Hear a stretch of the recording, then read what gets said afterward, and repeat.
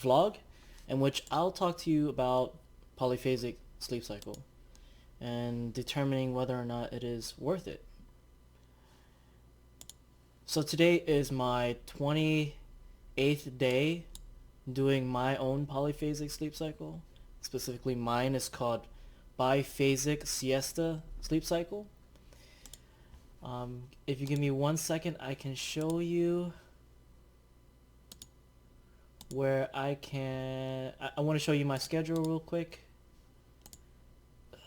Let's see.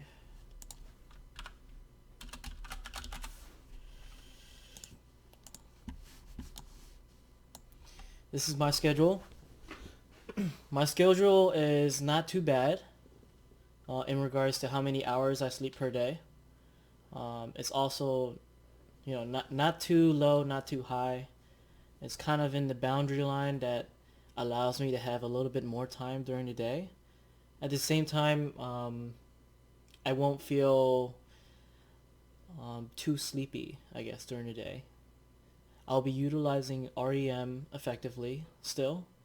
However, I'll be sacrificing some SWS sleep, which is slow wave sleep. For those of you who work out pretty often, you'll probably need more time in your sleep cycle. For those of you who moderately work out, maybe like around an hour per day or so, I would say that this kind of cycle is okay. But if you're spending like 3 hours per day working out, then you definitely need around 8 hours of sleep per day, 8 hours or more. This is just because you want your body to have muscle development, right? Muscle development, or just basically getting your body to rest and allow for muscle growth in your body.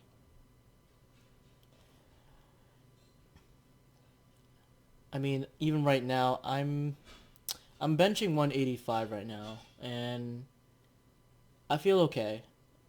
I do feel a little bit more tired, when I work out on the day of when I'm about to sleep in my core sleep. So after, working out for like around 30 minutes, benching, squats, stuff like that,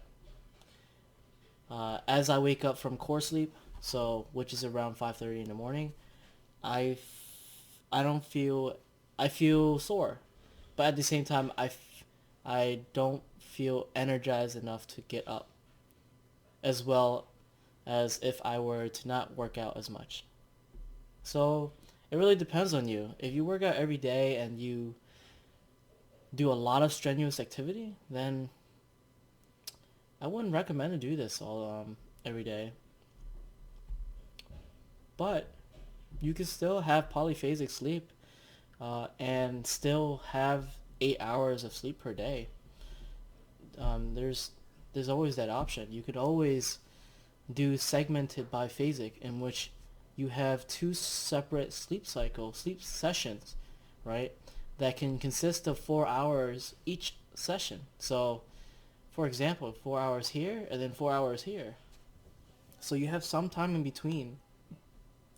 It's a little bit weird. Um, because people could probably think I could just do monophasic then. Um, a lot of people think of polyphasic as something that has to have a reduced amount of sleep. That's not the case. High school students, if they do polyphasic, it's highly recommended that they have around 8 hours or more in the total amount of hours that they sleep per day. They can still do polyphasic, just keep at it higher than 8 hours. Now, is it worth it? For many of you guys, you may be in college, in graduate school, or you're competing on this, a video game. You're playing competitive video games. Maybe you're prepping to enter tournaments and stuff like that. So you want more time during your day. Basically, ambitious people want to have more time during the day so they can do more things. And that's where polyphasic can come in. But assuming that you're not a minor, you can do polyphasic, and I think it may be worth it. Typically, people, when they have monophasic, they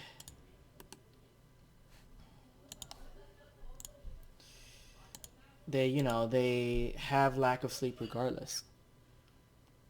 So if you're gonna have lack of sleep in monophasic, you might as well just switch to polyphasic, so that you're utilizing REM effectively, and just decreasing SWS. If you're in monophasic and you're losing a lot of sleep time, there's like a huge risk of losing REM, because I guess in monophasic, the REM cycle kind of varies within that 6 to 8 hour sleep span. So this way you can train your body to use REM when we really need to. For example, in this 1 hour and 30 minutes cycle, we are utilizing a full core sleep, in which REM is being used definitely. And REM is being used definitely here as well.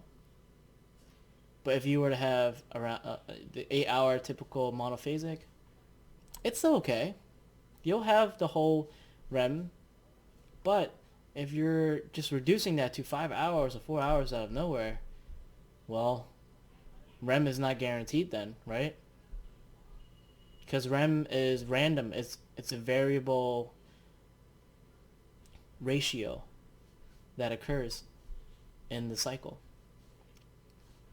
Now, for me personally, as a person in going into medical education, I am grateful for having this sleep schedule, because I definitely have a lot more time on my hands to study. I can build Anki cards, I can review Anki cards, and then I can go to school. I can relax, go to sleep after school, because typically after school, for many people, you're just tired. So you might as well have a strict schedule in which you will sleep at this time every day. And again, I want to say that this is called a biphasic siesta cycle. I think this is one of the healthy alternatives to monophasic. Another one is segmented. Another one is E1. But there's also many different types of polyphasic sleep cycle. And according to this polyphasic society, many will advocate that there are many other polyphasic sleep cycle that is okay for you on a permanent scale. But I say just to listen with a grain of salt, because even though these people are the one that created the cycles, they don't have scientific evidence that say it's healthy. So don't really trust these people. Just listen to what they have, like what experience they had with it. But don't trust them when they say it's good for you or it's bad for you, or what would be a permanent measure for you and stuff like that. I think the only thing you can listen, the only thing that is important to hear about from these professionals, or that even like from me, like just tell you the experience that we have. Do we have more time during the day? Do we feel kind of energized during the day, regardless of the lack of sleep? I do. I feel more energized compared to monophasic. That is a personal opinion. I don't know if there are physiological reasons for why that's the case. I don't know if many other people will advocate for it. I know that in other YouTube videos, there are those who quit polyphasic because they think that it's hurting their body. They're not well adjusted to it. I don't think anyone could be well adjusted to polyphasic at first. It took me like the first maybe 15 days for me to feel adjusted to it. Typically, the adaptation phase for starting polyphasic will take around 30 days. So throughout those first 30 days, you're going to feel so sleep deprived. In this case, you wouldn't feel that much sleep deprived, but there are many other cycles in which, there's only a total of 4 hours of sleep, a total of 5 hours of sleep, a total of just 4 hours and 30 minutes of sleep. Those are the difficult ones because they are basically reducing a lot of SWS cycle, but they are still utilizing REM, which is the important sleep. That's why they're really they're really okay with sleeping for that amount of time. They think that if you really really need time to do this and that, you can stick to their cycles, their extreme cycles. But you know, like I said, whatever you want to do, it's up to you. Obviously, you can ask these people in the Polyphasic Sleep Society in Discord for opinions on what schedule might be the best for you. There's many different types of schedule, as I said before. There's segmented, siesta, E1, E2, E3. There's Uberman, Tesla, Spamiel. There's triphasic. There's DC1. I don't know what DC1 is, but I think DC1 is pretty difficult. And then, there's a lot of people who do monophasic. Of course, everyone does it. Everyone starts off with monophasic throughout their life. And I'm sure that maybe 8 out of 9 do monophasic still. We're just basically the top 20% of our population that does polyphasic. I do want you to keep in mind that there are many famous individuals who contributed to society who have done polyphasic. I don't know the names, but these are just basically famous people who've done polyphasic. Some of these people have done 2 hours and a half total amount of sleep per day. I know that the guy who basically invented the Tesla vehicle brand, I forgot his name, but he sleeps for only 6 hours per day. I don't know if he does polyphasic actually. He probably does, but you can search that up. So overall, I do think that polyphasic sleep is worth it for me. It really depends on your case. If you're working, if you're in a relationship, if you're studying really hard. I mean, like for example, in a relationship, you might want to spend some time with your significant other and then spend the rest of the time being productive with work or school.